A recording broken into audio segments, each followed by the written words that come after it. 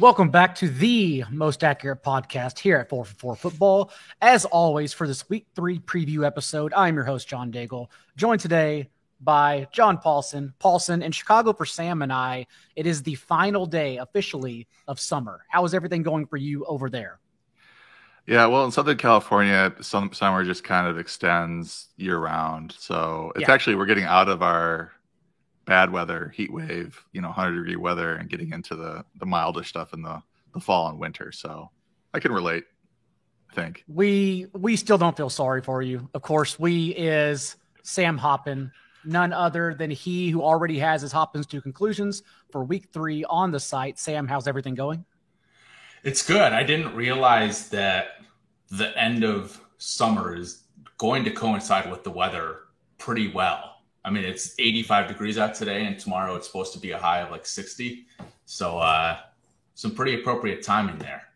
I believe it's referred to as the autumnal equinox. Equinox? I think that's what it's officially called. I just call it hoodie weather, and I will stick with that as I forced it already on today's show. But we have a lot to get to, gentlemen, as we preview Week 3, look back at Week 2, try to get some buy low, sell high opportunities for everyone. And I would like to start with what happened in the Jets offense for Garrett Wilson, who, if you read the waiver wire column on 4for4, if he's available in your league, he was the top pickup, in my opinion, on the week after we saw his routes increase on 56% of Joe Flacco's dropbacks in Week 1 to 75% in Week 2. And that includes a game in Week 2 that he left for a few plays on a possession. So we think there's meat on the bone since he really didn't even take away from Corey Davis. He took away from Braxton Berrios. Paulson, I'm curious to get your thoughts on Garrett Wilson for this week, Week 3 against the Bengals, but also how you see this faring weekly between Elijah Moore and Garrett Wilson, because as I wrote in the column, I still struggle to think both of them get there weekly. Yeah, it's tough. I mean, this Jets passing attack is not prolific. Joe Flacco's been throwing a lot of passes, so that's good. Mm-hmm. At least the volume has been there. I've got Wilson ranked 37 this week. Elijah Moore is right around there, 35. Corey Davis, 52. And I think you kind of nailed it off the top there with Braxton Berrios. He only ran 11 routes last week, and he was a guy I was worried about heading into the season. Really good in the slot, and they used him quite a bit last year, and I thought maybe he'd be a thorn in the side of all three of these guys, really. But if they get to a point where they're just running three receiver sets with Moore, Wilson, and Davis, then that's probably their most talented lineup. And I don't know that all three can continue to produce. I mean, Moore really hasn't been very good so far in terms of touchdowns or yardage. Davis has been surprisingly good, and Wilson obviously had the huge Week 2. So it's just sort of one of these situations where if you have to trust in Moore's talent and eventually that he'll get there. But it's getting to the point where I'm kind of, hoping that Zach Wilson comes back because we need a quarterback change, because it doesn't seem like Joe Flacco and Elijah Moore are on the same page too often right now. Your thoughts on this situation long-term, Sam, because what we're also seeing quietly behind the scenes is that it's not just Moore and Wilson competing with one another. Tyler Conklin is sitting right here in CJ Uzomah's absence with at least 7 targets in 2 consecutive games. Most recently, a 20% target share in Week 2. So how do you see these receivers faring rest of season? I do think I'd probably rank Wilson the highest of the 3 rest of season. He's getting the work. Like you mentioned, his route run percentages is increasing. He got all 3 of the Jets' end zone targets this past week, which helped him score the 2 touchdowns that he had. And I do think you want to make a bet on Elijah Moore over Corey Davis at this point. Elijah Moore running a route on almost 91% of dropbacks. Corey Davis down to 71.5%. So he's on the field again. He's getting the usage. He's just not getting targeted as much. I think when Zach Wilson comes back and he has that chemistry with Moore, that he starts to supplant Corey Davis. But I think all three of these guys, including Tyler Conklin, will continue to be involved. We just got to hope that they continue to pass the ball as much. And I definitely like starting both of them, whether it be as a wide receiver 3, as they are in Paulson's rankings, or flex in this juicy matchup against the Bengals offense that is also throwing on 73% of their plays on early downs right now to open the season.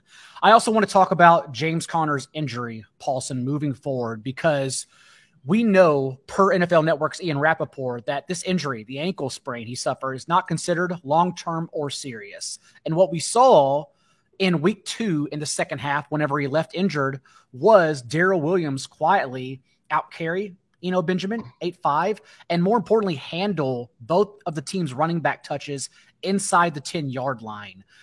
Did that narrative tell you that we should pick up Darrell Williams, or do you think that was because they were coming from behind and otherwise it would be Benjamin who would be featured if Conner misses week 3? Well, I think heading into the season that if Conner were to miss time, it wouldn't be like an Benjamin featured back situation. Yep. I think he's just kind of the number 2 guy there, but we saw what happened. Darrell Williams came in, they basically split time, and Darrell was better running the ball. And he's also a pretty good pass catcher as well. Got the goal line, or got the touchdown. I did see today that James Conner was at practice. I saw a report of that. So that looks like he's practicing. So he might be able to play this week. So it may not be as big of a deal heading in. So you might want to adjust your bids. I do have Conner in one league, and we're talking about picking up Williams as kind of a backup plan. But it doesn't look like it's a must do this week if he's already out there on Wednesday. It might have been just a minor ankle sprain. And I also ranked in the waiver wire column, Sam, Darrell over because Williams also quietly outsnapped Benjamin 11-2 on 3rd and 4th down. I think that's a pretty significant margin in that second half. Your thoughts on the Cardinals running back? Which one are you looking to stash moving forward?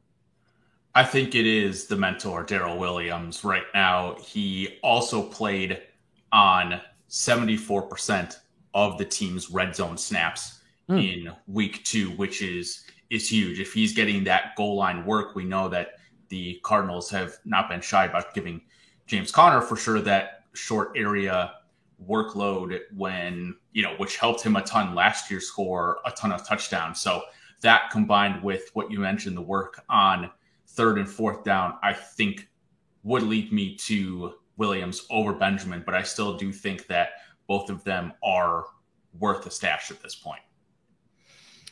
All right, Paulson, we got the rug pulled out on us many times in week 2, but in particular for the Dolphins backfield, since in week 1, we were buying low on Chase Edmonds after he handled 67% of the team's running back carries. In week 2, when they came out, not only did Raheem Mostert get the start, he also handled 69% of the team's running back carries over Edmonds and out-touched Edmonds 14-6. What are you doing with this backfield in week 3? How do you rank them in a tough matchup against the Bills?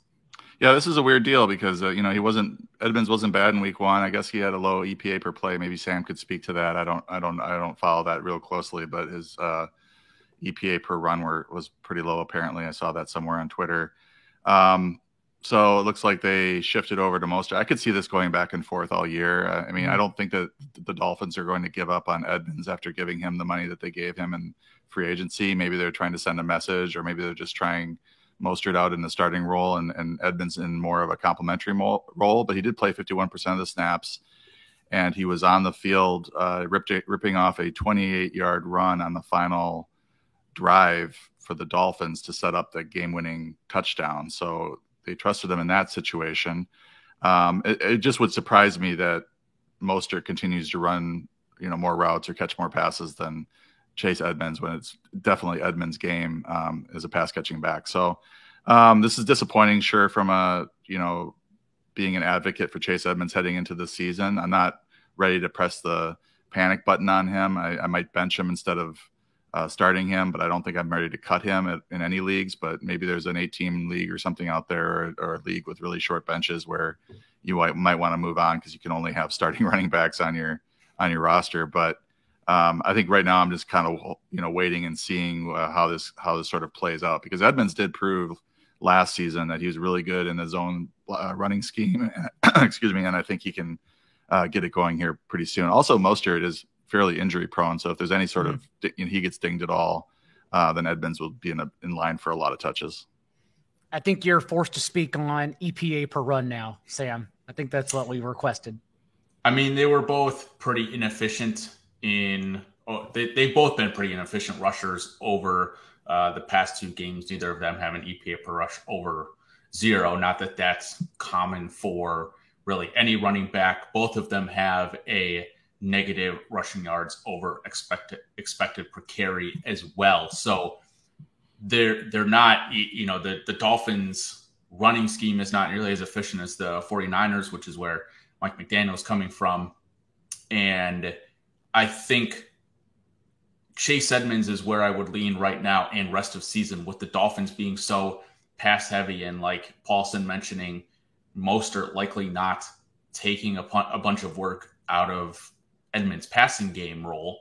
I think that's where I lean going forward. He's had a routes run percentage of 58 and 48 the past 2 weeks. It was 48 for Mostert this week, up from 36% this past week. But Edmonds still very clearly seems like the favorite guy, especially on third down as well.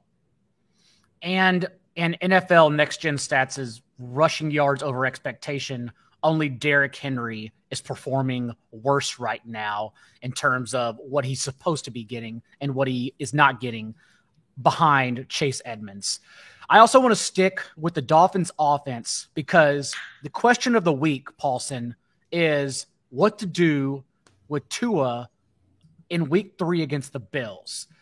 On waiver wires where he was available, it's a tough sell, because you can argue rest of season, sure, that's what we're buying into. But for week 3 in particular, it's probably the worst possible time to now play the Bills, especially because you were bidding on waiver wires at his peak as well, following a 6-touchdown performance. So how do you see Tua performing this week? Where do you have him ranked? And I want to discuss some of the other quarterbacks in his range, because I know people have questions about Tua or Carson Wentz, Tua or Derek Carr, Tua over Jared Goff, etc. Yeah, it's a tough week to rank him because he's coming off the 6-touchdown game against the Ravens, who are very friendly to passers. The Bills have so far yielded the second fewest passing yards. They've got the defense has intercepted 5 passes and given up 1 touchdown. So, I mean, the only scenario where you can maybe see it paying off is they get into a shootout and the Dolphins or the Bills just can't deal with the Dolphins' speed at receiver, and Mike McDaniel is Mr. Genius, and he schemes Tyreek Hill and Jalen Waddle into positions where they can make things happen. The question is, can they protect Tua? I think we saw what the pressure did to Ryan Tannehill on Monday night. So I've got him at 14, but I don't feel – but it's a weird week for quarterbacks where there's just not a lot of interesting plays below that. Jared Goff at 15, he doesn't really run the ball, but he's got a decent matchup against the Vikings, even though the Vikings did play well against Aaron Rodgers in the Dome. Ryan Tannehill against Vegas. We've seen Tannehill struggle so far this year, but Vegas is sort of a get-right situation for him. Marcus Mariota, Justin Fields. So these are the players that are below Tua, and I think that's reasonable. Above him, Aaron Rodgers against Tampa, Russell Wilson against the 49ers. So you can kind of see what you're dealing with this week at quarterback is that you don't have a whole lot of great options outside those top 12 or 13 players. Any thoughts on Tua rest of season, Sam? Because what we're seeing so far is at least there is an overarching change of approach from the Dolphins offense. Last year, Tua completed 50% of his passes, 10 to 19 yards within the line of scrimmage, that intermediate level of the field where Mike McDaniel's schemes shine in crossing routes. This year, Tua has completed nearly 70% of those passes. Also last year, Tua only went deep, 20 yards deep, on 7.5% of his throws. This year he's at 12.5%. And in week 2 in particular, the Dolphins called the highest pass play rate on early downs in neutral game script. So there is a reason to believe this offense is much more aggressive. But again, the hang-up is week 3 against a Bills defense that has allowed the 3rd fewest receiving yards through 2 games to opposing wideouts. I do like Tua more rest of season now than I did in the draft process, because again, I mentioned the high pass rate over expectation that the Dolphins currently had. You mentioned Tua's accuracy improving. He's also has a 4.6% completion percentage over expectation, which is huge. I think with respect to this week, I would be comfortable but not confident in starting Tua. The plus for him is he has Tyreek Hill and Jalen Waddle. And yes, the Bills faced a Rams team with Cooper Kupp and Allen Robinson, but the Titans certainly did not have the same caliber of wide receiver talent that the Dolphins do. And we've seen in the first couple of weeks of the season already, he just needs to get the ball in their hands and they can make the moves after the play to give Tua a decent game passing. So I would tend to lean starting him over someone like Aaron Rodgers, who Paulson mentioned, even Tom Brady as well, just again, because of the potential game environment and the shootout potential that it has over some of these other games. Paulson, another situation that we saw yet again, the rug pulled out from under us was the Rams backfield. And as it stands right now, this has led you in week 3 to rank Darrell Henderson as your RB21 and Cam Akers, who outtouched Darrell Henderson surprisingly in week 2, as your RB30. What are we doing with these running backs moving forward? Yeah, this was a bit surprising given the, how both players played in week 1 and how they treated Darrell Henderson. And you look at their play in week 2, and Henderson did outsnap Akers 56% to 44%. He didn't see a target, whereas Cam Akers saw 3, and Henderson really outran Akers. He averaged 4.7 yards per carry, while Akers got 44 yards on 15 carries. So he's still struggling at that sub 3.0 yards per carry that we've seen since he came back from his Achilles. This doesn't scream to me that Akers is retaking the job, although 17 touches to Henderson's 10 is a little bit surprising and maybe a little confusing given what happened in week 1 and the production of each player. I mean, Henderson still scored the touchdown, outscored Akers in PPR formats, obviously standard formats. So I think we're looking at, I think when they drafted Akers, they decided that they wanted him to be their bell cow, and they're trying to make it happen, but they're not going to do it in the face of losing or, the lack of production that he has displayed over the last several games that he's been back since the Achilles injury. Henderson has been better, but they don't seem fully committed to giving him a bell cow workload either. So I think it's one of these things where it might flip-flop back and forth based on how the player looks in practice, and then who gets a hot hand in the game. But they stuck with Akers in this one, even though he really didn't run all that well. And there were reports, Sam, on Sunday morning that the Rams maybe won't be going away from Cam Akers after all. They seem to really want it to happen. And what we know now through 2 games at least is that Darrell Henderson has still ran 59 routes to Cam Akers 18 total as the pass catching option, at least, that they envision him as. Your thoughts on this Rams backfield, short term and rest of season? Yeah, and I mean, it's a mess. It's what we don't really want to deal with for the Rams. I think it's good that it's really just those 2 right now.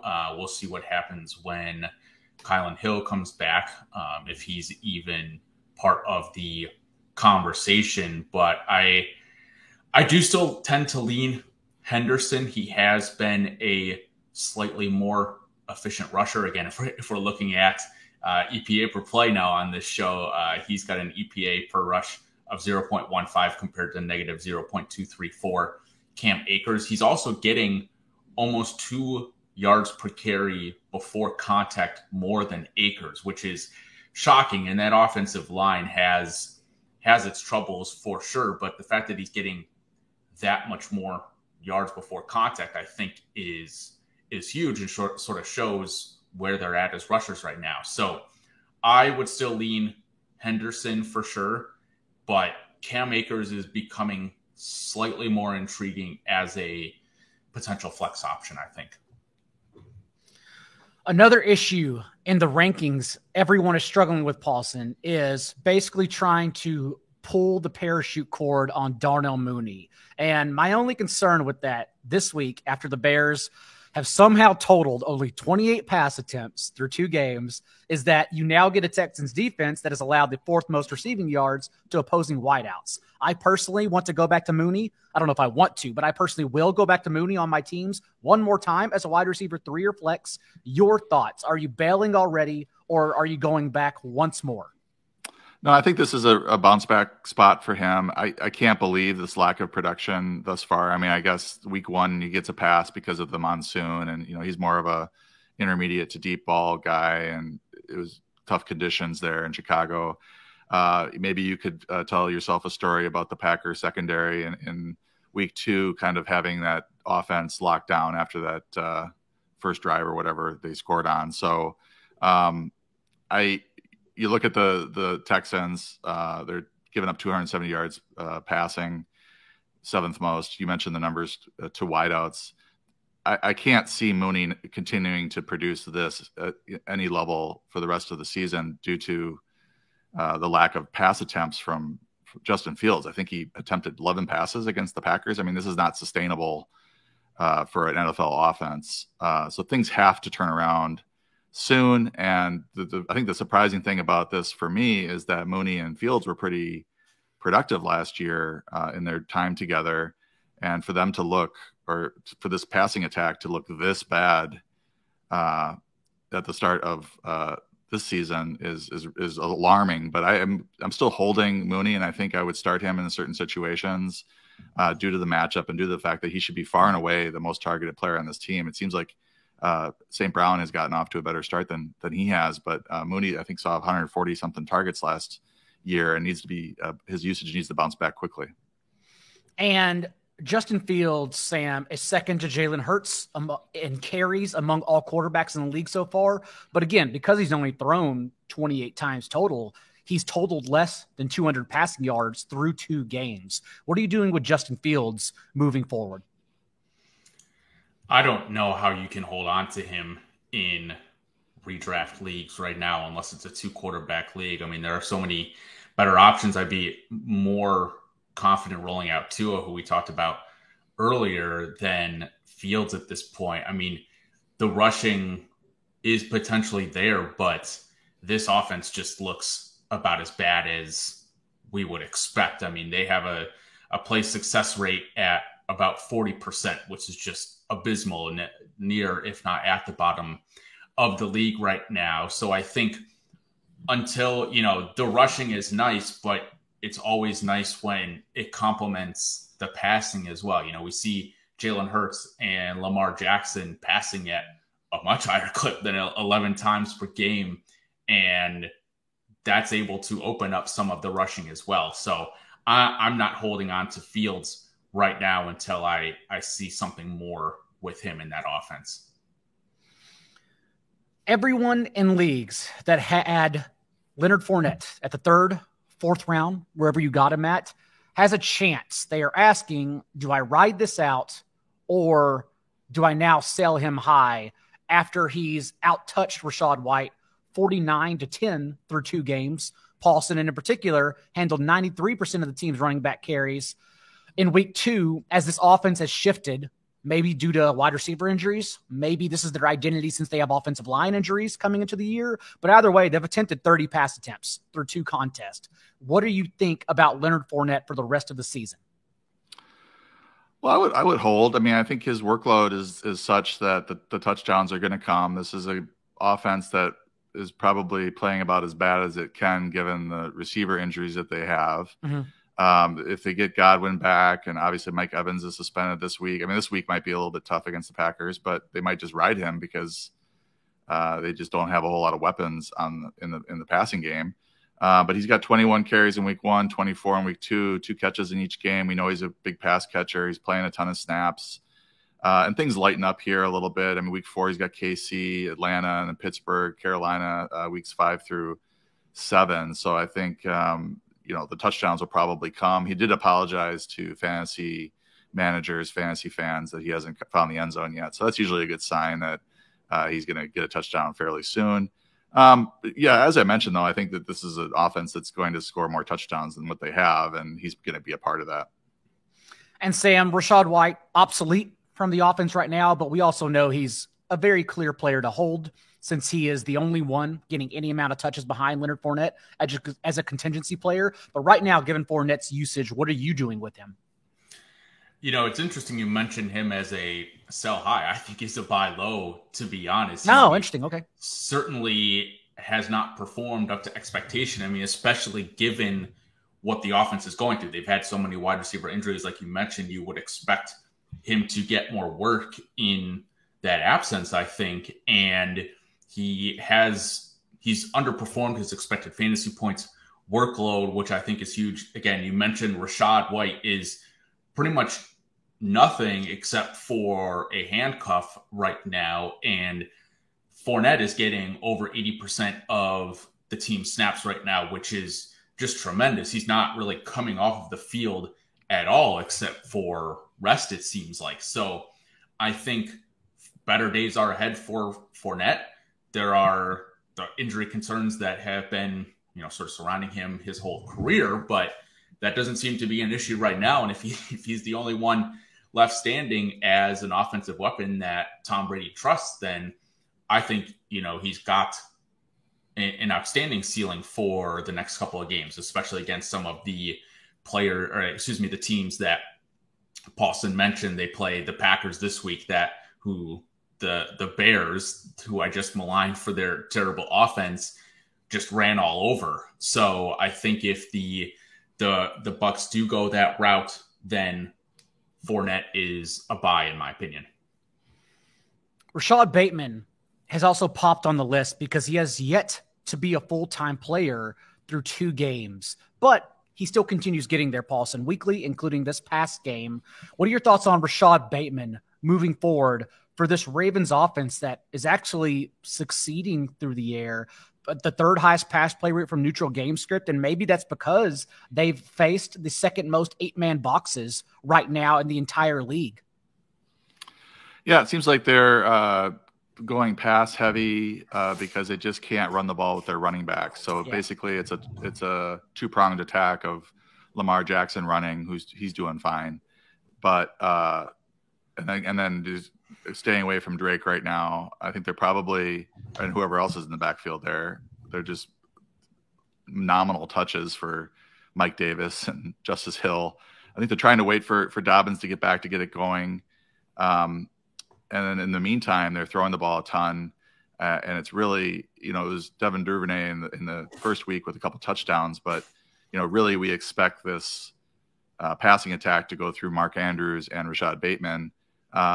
Bateman only with 12 targets. You mentioned that he was not a full-time player, so I pulled up his game log, and you're right. He's playing 66% of the snaps, 61% of the snaps, but he's getting it done even on this low volume. And I think that was the concern heading in, was that if they did get back to their run-heavy ways, that we might not be able to support both Andrews and Bateman as fantasy starters. But thus far, the efficiency here, and then obviously Lamar's playing well, and then also enhanced volume, I think, as a whole is helping. Although 12 targets, just this seems unsustainable with 167 yards, 2 touchdowns on 12 targets. So that's a little worrisome. I think he's a very good player, but I'd like to see him 70, 80% snaps and, seeing 7, 8, 9 targets per game. And I think it's because they may be wary, knowing what he dealt with in getting re-injured last year in a 17-game season that he's starting from week 1, maybe taking it slow with him. There were also reports behind the scenes that J.K. Dobbins possibly suffered a setback in his knee ahead of this past game, which is why John Harbaugh now dances around the questions and is very ominous with J.K. Dobbins usage and whether he'll appear at the next couple of games. So that's something to monitor. But right now, Sam, it seems like Rashad Bateman is still a player we want on our team. He is, in fact, the Ravens wide receiver 1, which is what we expected. He's got the highest target share among the receivers, the most route runs, but he's only running a route on 72% of dropbacks, has an absurd 16 yards after catch per reception. He's had 2 very long touchdowns in both weeks so far this season, has a 3.55 yards per route run. I just think that all comes crashing down to earth at some point when the efficiency doesn't meet the workload. Like Paulson mentioned, is, maybe even when J.K. Dobbins comes back, that passing rate dips down just a little bit, which could take, maybe 1 or 2 targets away from Bateman. And then we're looking at a 5 target per game player, which is not what you want to be relying on as a flex option. I think, well, maybe as a flex option, but certainly not a reliable wide receiver. So if you have the opportunity to sell high on Bateman, I think now is the time to capitalize. All right, Paulson, it's on you to tell everyone what to do with Kyle Pitts moving forward after he basically opened up the offense as a decoy with an 11.5% target share in week 2, while Drake London emerged with a 46% target share. How are we treating Kyle Pitts both this week against Seattle and rest of season as everyone panics? I think he's a buy. I don't think this is going to continue like this. I see people like, oh, should I cut him? I know these are weird leagues where somebody might cut Kyle Pitts, but I'm looking at Sam's great NFL player stat explorer, and Pitts is right there at 6 in air yards per game. So the intent down the field has been there with a 24.4% air yard share. You'd like to see more than 10 targets for a player of his caliber, but I don't think Arthur Smith is going to. I mean, he's getting questioned about this now pretty consistently after games, and he's getting all, his feathers ruffled about not trying to play fantasy football, but trying to win games. And I think he's got to realize that Pitts is, the best or the second best pass catcher that he's got, and needs to utilize him more than what he's been utilizing him. So I think, as a 3rd round pick, obviously been disappointing, but I think you continue to run him out there unless you have a much better option at tight end, which you probably don't. And if I remember correctly, this week's matchup is pretty favorable against Seattle, right? So they usually struggle against tight ends, so this might be a breakout game for him. 3 performances with at least 10 fantasy points in 19 career games so far for Kyle Pitts. Sam, what are your thoughts on the Pitts gate happening in fantasy for everyone right now? I mean, when you put it that way, it does not sound great. I did not realize it was quite that bad. I mean, there was the quote from Arthur Smith circulating over the past couple of days about this not being fantasy football. And I just don't know how you go out and spend the 4th overall pick on a guy who you're not going to force feed targets. They're doing that with Drake London this year, and London has been fantastic, but there's no reason for guys like Parker Hesse and Anthony Ferkser and Brian Edwards to be getting targets when you have Kyle Pitts, who is, by all account, a generational talent. And so I hope, and we can't assume logical coaching, which is definitely not what's happening in Atlanta right now, but there has to be a point in which the talent beats out the opportunity, or I guess the talent matches the opportunity, I should say. And I'm buying. I agree with everything that Paulson said. I think it is 2 games, but he's looked so good, especially dating back to the preseason as well, that, it sucks. I think there are a lot of probably upset Pitts managers as well who are like, I spent a 2nd round or 3rd round pick on him. He hasn't done anything for me. I just, I need to go a different direction. So now is potentially the lowest cost that he's going to have to be acquired. Some also have questions about Marcus Mariota's streaming potential, and Paulson does have him ranked for reference as the QB 17 in week 3. And as I wrote in the waiver column, though, just fine for this week, but note that the Falcons in 4 of their next 5 games over the next month play Cleveland, Tampa Bay, 49ers, and the Panthers. I would imagine Marcus Mariota is benched, especially if this team does not win, because they have to scapegoat somebody, and I don't think Arthur Smith will get fired 2 years into a rebuild overall. Moving on to some notable usage trends, maybe helping out people's start-sit situation, Sam. What happened with the Colts running backs in week 2? Because what we saw was 5 touches for 4 yards for Jonathan Taylor in the first half, and ultimately just 10 touches in a game that maybe we should have expected coming, given that the Colts played 90 plays in week 1 in 70 minutes of football and then had to travel cross country for a early East Coast kickoff. But overall, what's happening right now with the Colts backfield? Yeah, so Sal pulled up a chart here that we've got on stream. On the x-axis, it has high-value touches per game, and then on the y-axis has the percent of high-value touches of a running back's touches. And for those who don't know, high-value touches is any carry inside the opponent's 10-yard line and then any reception as well. So you see Nyheim Hines here jumping off of the chart. He's averaging 5.5 high-value touches per game. It's making up a large portion of his workload. But Josh Norris pointed out yesterday that Nyheim Hines had 3 targets on the Colts' opening drive, and then he ended up with 15 total offensive snaps in the game. And this is a game in which they were trailing pretty much the entire time, and you would have thought that he would get more involved. The coaching staff has talked Hines up all offseason, and I looked at it, and Hines is just nowhere to be found.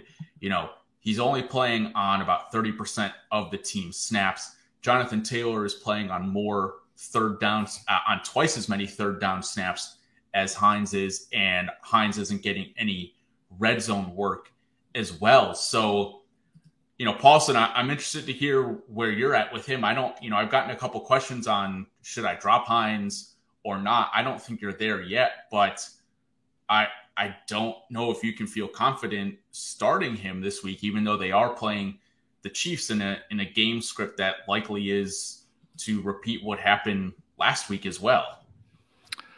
Yeah, I mean, I think heading in, Hines was one of my targets, 12th, 13th round. I thought that he had a combination of a, weekly role, especially with that receiving role where he's, getting 2 to 4 catches per game. And then also really a good chance at RB1, RB2 numbers if anything were to happen to Jonathan Taylor. I think Hines is a talented running back, and we saw, I think it was a couple seasons ago, that they did ride him when Taylor was out. Or when he had, I don't know if it was Taylor, but he had a RB1 touches in that game. I think it was against Houston, if I remember correctly. But this is like, I'm looking at the snap counts and the pass routes from the game against Jacksonville, and in a game where they didn't have Michael Pittman, they didn't have Alec Pierce.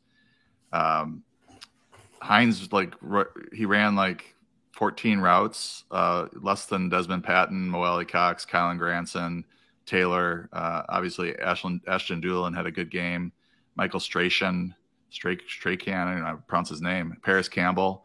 And this is a player that we know is a very effective receiver. So this seems to me like what's going on here? They talked him up, and I do believe preseason buzz, summer buzz, when there's multiple reports of the same thing over and over again, which is Hines is being used running more routes. He's being used as a receiver. And in this situation where you're down your top 2, in theory, receivers, obviously Pittman is, Pierce maybe not a top 2 receiver for them, but you're down to those 2 guys. I would have expected 25, 30 routes for Nyheim Hines, and it didn't get there. So I don't know if I think Frank Reich's a good offensive mind. I don't know why they wouldn't pivot and, feature him as a receiver. They did in the first drive, and then they just totally get away from it. So what to do with Nyheim Hines? I think he's kind of slipping in value now because of what happened this week.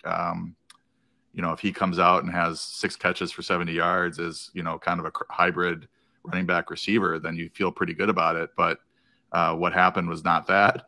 And I think I look at him now as kind of a glorified handcuff. You might be able to get a decent spot start out of him if you have to start him. He's one of those guys that can get you 5 for 50 if the game script goes his way or goes against the Colts. And to me, it seems like that might happen more often than not with these Colts. They're not going to be quite as good as we thought they were. But this was a game where they were trailing the entire time, and he doesn't get that sort of usage, and it's a little bit alarming. I'm in a 12-team leaguer, pretty decent sized benches. I'm still holding him because I do think he has spike value if anything happens to Taylor.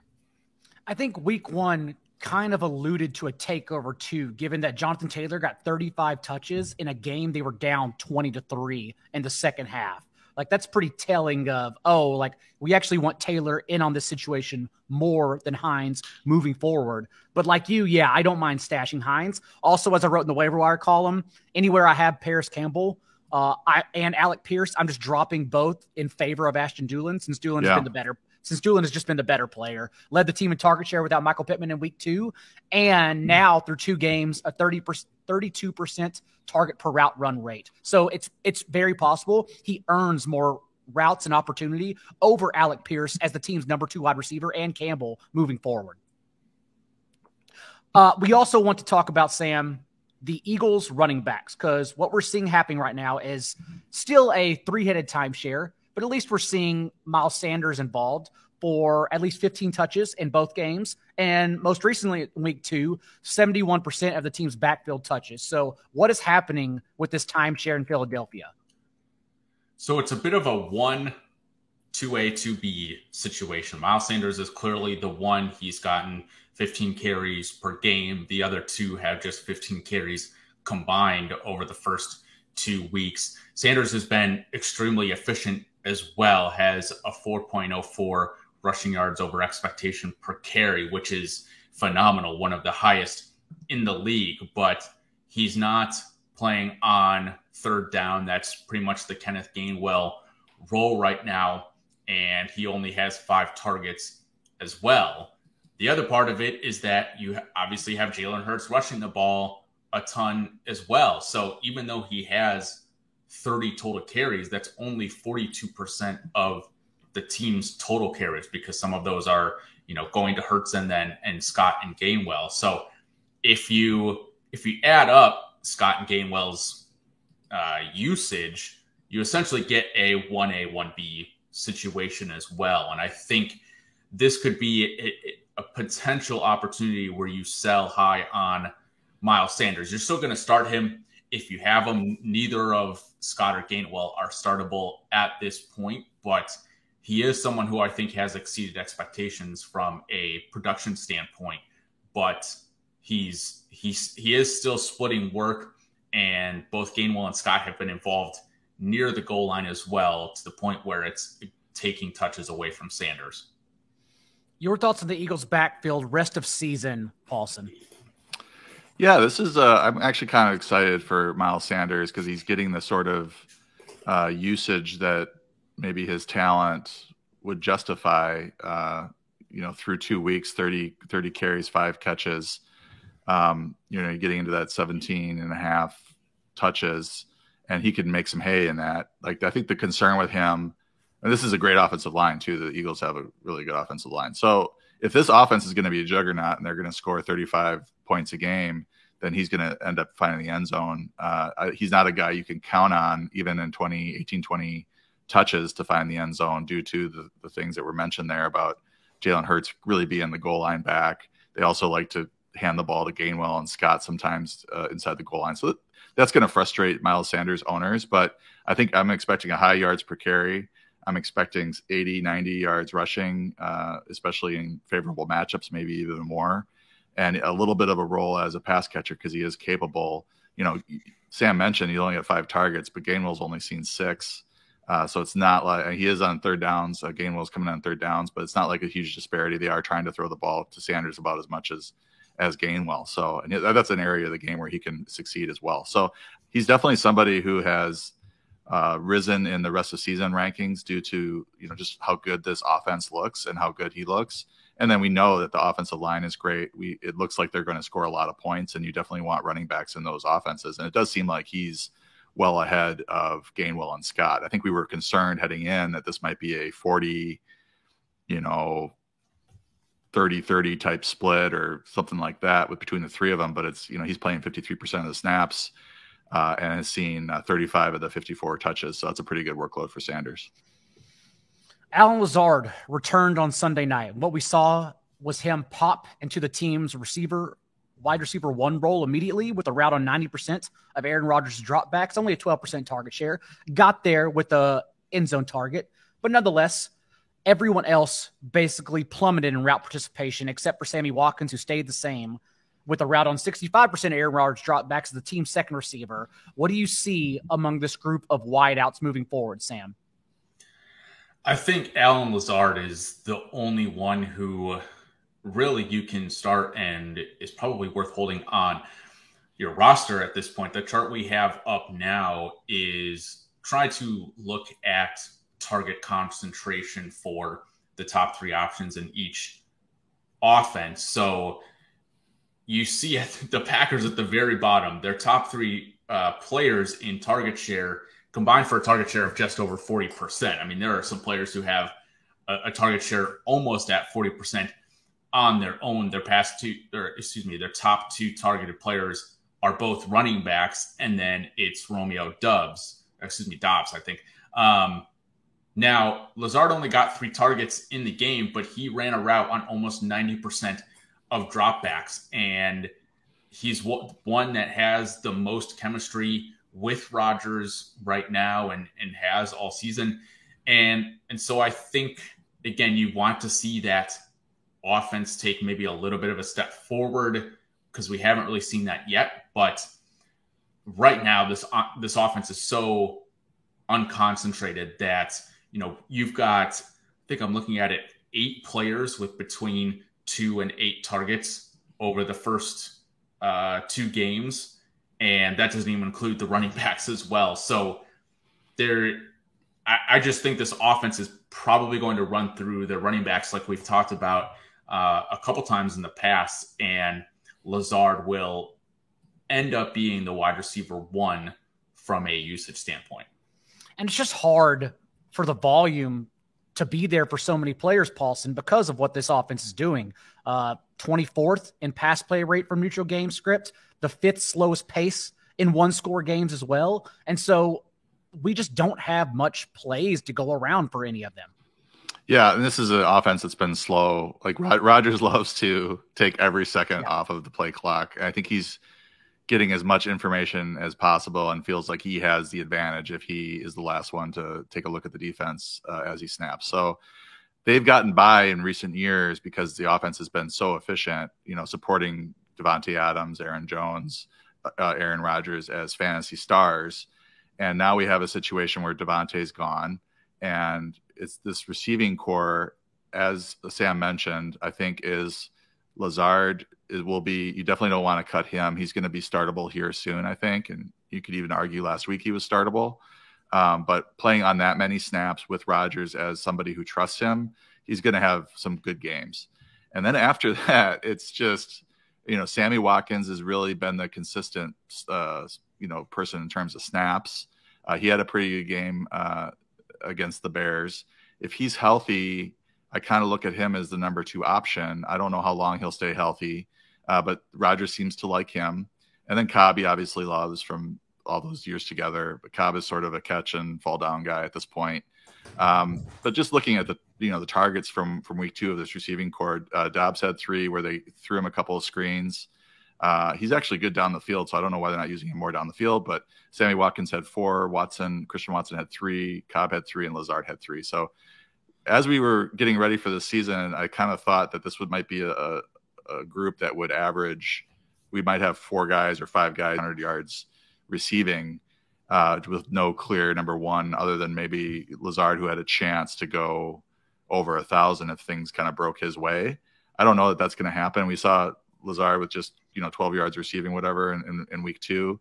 I don't know that he's going to see the volume necessary to break 1,000 yards, but he's the one guy that I think might at this point, because Dobbs, Watkins, Watson, and Cobb are all just rotating, and they're all playing 50 to 70% of the snaps. So until people emerge and are playing 80, 90% of the snaps alongside Lazard, they're not going to be trustworthy in fantasy situations.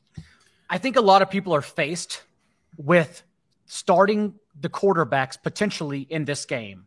Tom Brady, Aaron Rodgers, a contest that opened at 48.5 points in Vegas and has already sunk to 41, given the volume that both teams have shown so far. So how would you rank Tom Brady, Aaron Rodgers, and Tua, knowing that that is a situation that a lot of people are actually asking themselves right now? Assuming you're asking me, I would say Brady. Like, I have to think about this Brady situation with no Mike Evans. It also, I have to keep an eye on Julio. If Julio's out, then I might move Brady below Rodgers. I'm not sure, but right now I have it Brady, Wilson, Rodgers, and then Tua. Tua's intriguing, but it's not like he's got a good matchup. Like, this could really turn into an ugly game for Miami as well, given at least the game's at home. But given the way this Buffalo defense is playing so far, it's pretty much lights out, and I wouldn't feel confident with any quarterback against them. I do think that this Green Bay Tampa game, with the total so low, that it's kind of a sneaky, I don't know if it's a sneaky shootout, but it's a sneaky game that could go 45, 48 points and be okay in terms of fantasy production. We'll have to see. The Tampa defense has been great. Green Bay defense was terrible against the Vikings, and then a lot better against a very bad Chicago offense. So we just don't know if the Green Bay defense is gelling to the point where it was playing last year. So there might be some more points in this game than the 41 that the total's at right now. Sam, we questioned if Davante Adams' target share, 45.9% in week 1, would carry over season long, but also in week 2.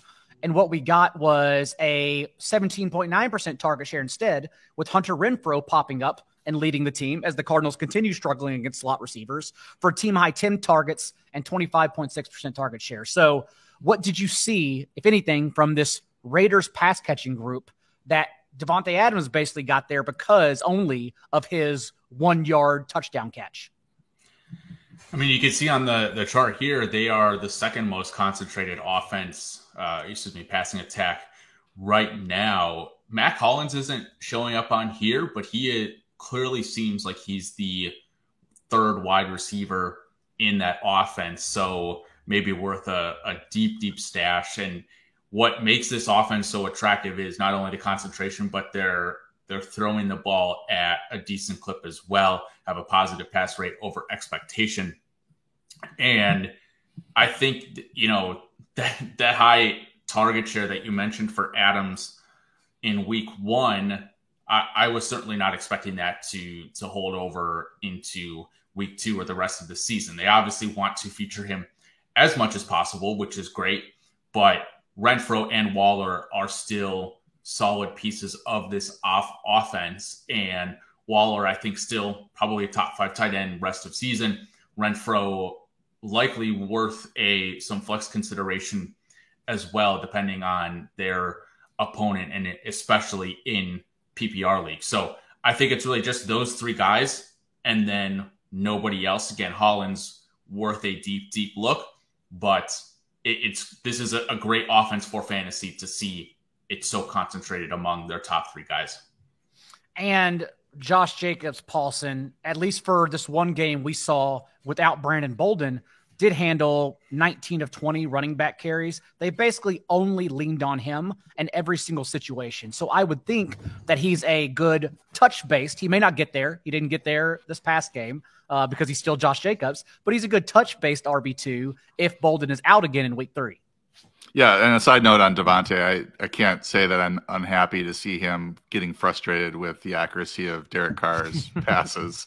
He didn't really make that face too often in Green Bay. But back to your point about Josh Jacobs, I started him in a few DFS lineups last week, and just watching them, I figured the touches would be there, and they were. But just watching them inside the 5, they're not looking to run the ball very much down by the goal line. They're trying to pass it in either to Waller or to Adams, maybe to Renfrow. So I think that hurts him. Like, I just don't have a lot of confidence that he's going to see many goal line carries. But with Bolden out, he did have a sort of expanded role as a receiver. Amir Abdullah, I think, caught one pass. He actually looks really quick, by the way. Amir Abdullah, I wouldn't be surprised if they try to use him as that James White type player because he's just got more juice than Jacobs. But Jacobs is a 3-down back. He can be. We've seen that. But like I said, we're just not sure about that. All these touches on a per game basis when everybody's healthy, if they're going to continue to treat him as the bell cow. And then, goal line, it just doesn't seem like any of the backs are going to get too many goal line touches. Okay, Sam, explain to everyone the hellscape that is the Giants receivers room, because what we got was David Sills leading the team in routes run in week 2, Sterling Shepard stepping in and being second on the team and commanding a team-high 27% target share. Richie James working as their third receiver, even though Saquon Barkley is still running a route on 74% of this team's dropbacks. And then Kadarius Toney did have his usage increased, ran a route on 37% of dropbacks, but also suffered a hamstring injury in game and was a DNP at the time of this recording on Wednesday. What are we doing with the receivers room moving forward? I mean, I was hoping you would tell me, because it's, I would like to give Daboll the benefit of the doubt with how he's using these players, but Kadarius Toney and I don't even think you mentioned Wan'Dale Robinson have just not been involved whatsoever, and it could be injury related. Even Kenny Golladay is seemingly in this doghouse that is full of Giants wide receivers. So we have Shepard, James, and Sills as the top 3 most targeted players from a target share perspective, not including Saquon, obviously. And I think you have to drop everyone except Sterling Shepard, who should be added as a waiver wire option. I don't trust Richie James and David Sills to continue to not only be involved, but be effective as well. And maybe that's a bias thing that I just need to get rid of because the usage is there. But I mean, it's a very concentrated offense based on what you're seeing above, but Saquon is definitely a big part of this offense as well. The Giants are off to a 2-0 start. I do not believe in that. I don't believe that Daniel Jones is going to be good enough to support 6 different receivers. And so I think it's, if someone wants to hold on to Toney, I don't blame them, because I do think the talent's there. But I also would not blame you if you needed to drop him to pick someone else up. And I misspoke, Paulson. It was a 29.4% target share for Sterling Shepard, team high in week 2. And as Sam alluded to, yes, Wan'Dale Robinson's still injured. We don't have an update on him. And Kenny Golladay, honestly, I wouldn't be surprised if he's healthy scratched in week 3. They only played him 2 snaps this past game. And once the game was over, he reportedly immediately emptied out his locker and just left before media could even reach him. So I'm guessing that, as I wrote in the waiver column, they lean on Sterling Shepard, even though my personal stance, that's why I'm curious to get your thoughts on it, is that I still wouldn't drop Toney for Shepard right now. I don't blame anyone if they do. I just genuinely don't have the courage or heart to drop Toney just yet, even if it means missing out on Shepard.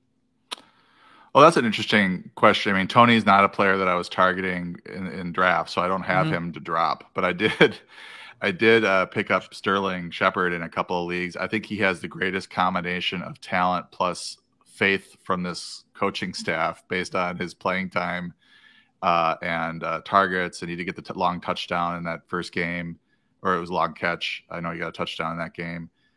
So yeah, looking at the rest of this, it's kind of mind-boggling the amount of money that they gave Kenny Golladay. He went from 77% snaps in week 1 down to 3% snaps. Nobody can really question that he just hasn't been there from a production standpoint since he's joined the Giants.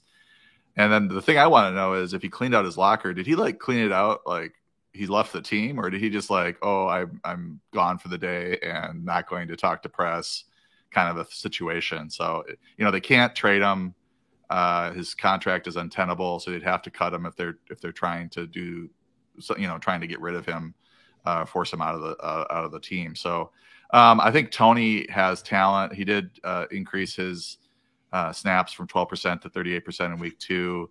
And he's, after Shepard, he'd probably be the one that I'm most likely to roster if he gets dropped, which he might. But maybe he has a chance to emerge as a number 2 option here as time goes on. Because he does have, you're looking at David Sills. I think he had 3 catches and 92% of the snaps. Richie James seems to be like a 5 for 50 guy. Probably isn't going to catch a touchdown for you, but could get you 10 points in PPR formats in a spot start right now. But I don't know how safe his snaps are because he went from 70% to 42% in week 2 as Sills peaked from, or increased from 45% to 92%. So that all said, I think Shepard is should be rostered in 12 teams. I'm not running out to start him, but he's definitely a good bench piece. And maybe Tony as sort of a stash, but you just want to see him start to get his snaps up to 50-60%. And they have to create a role for him. He's not like this great route runner that's going to get open. They have to get the ball in his hands and let him create after the catch. And that takes some creativity on the part of the offense there for the Giants. Shepard, your wide receiver 47 in the week 3 ranking. Sam, I want to end on this. You have the responsibility of ranking the Giants receivers rest of season between Kadarius Toney, Wan'Dale Robinson, Sterling Shepard, and Kenny Golladay. I have to put Sterling Shepard first right now. Like Paulson mentioned, he's got a combination of chemistry and the usage right now. I'm going to put Golladay last because, again, it seems like they are just not on good terms between Toney and Wan'Dale. I think I lean Toney if he's healthy, but it's pretty close between those two. Paulson, what else do you have coming out for the people at 4for4.com for week 3?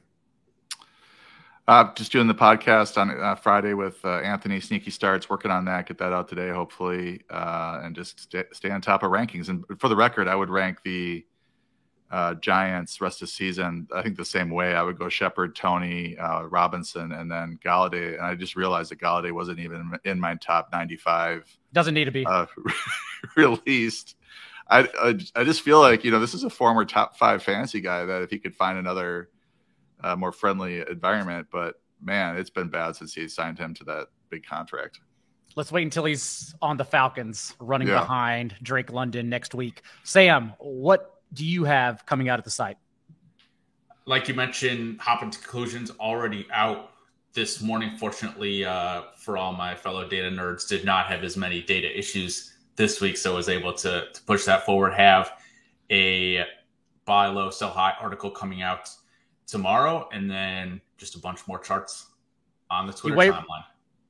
The waiver wire column also updated for anyone running waivers on Wednesday night or that second run on Saturday night in high stakes leagues. Includes everything from Garrett Wilson for shallow leagues to Marlon Mack and Jake Ferguson, who are actually going to be very popular pickups in 10-man benches. We will be back together for another recap and preview show next Wednesday at 1 p.m. Eastern live. Until then, be a little bit kinder than what's required. We'll see you then.